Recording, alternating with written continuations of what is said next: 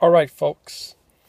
So we found the pentaquark, a new particle. Well, actually not new. It was predicted 60 years ago that it was supposed to be found.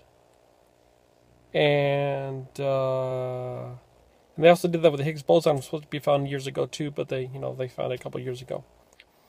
Now, if there's millions of particles in the universe, we might not explain the Big Bang, We need a million years. I mean, scientists know what they're looking for, but they also don't know because it's kind of random when they collide those particles on the Large Hadron Collider. What they'll find. They don't know if they'll find any particles or they'll find nothing. I'm interested to see if science can be doomed. I don't want it to be doomed. The reason why I say that because if science is doomed,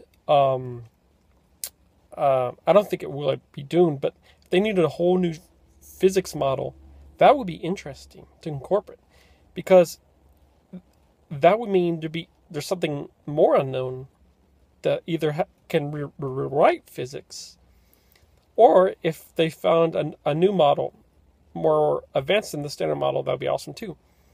So we don't know. We might not explain the Big Bang. We might explain it, all existence. Because if there's million particles, we need millions of years, and it's kind of a lottery. We don't know what we'll find. But if there's not, that's the question: how many particles are in the universe? If there's not a million particles, and if we're lucky, we end up with the mini black holes and that are dark energy, dark matter, we can explain. It might be possible in our lifetime to explain, but we don't know. So it's kind of a lottery. Nonetheless, it's still interesting. So I'm curious both ways, that they find something more advanced than the standard model, or that they're totally doomed. What will they do? What kind of science will they have to learn? I mean, the whole science books would have to be rewritten. That's exciting, but also scary for people. For me, it doesn't matter.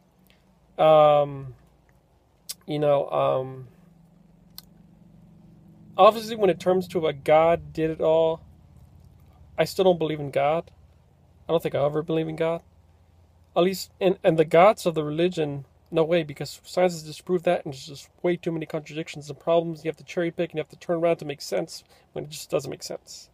I mean, we can go back to the slavery issue, like Matt Dillahunty says.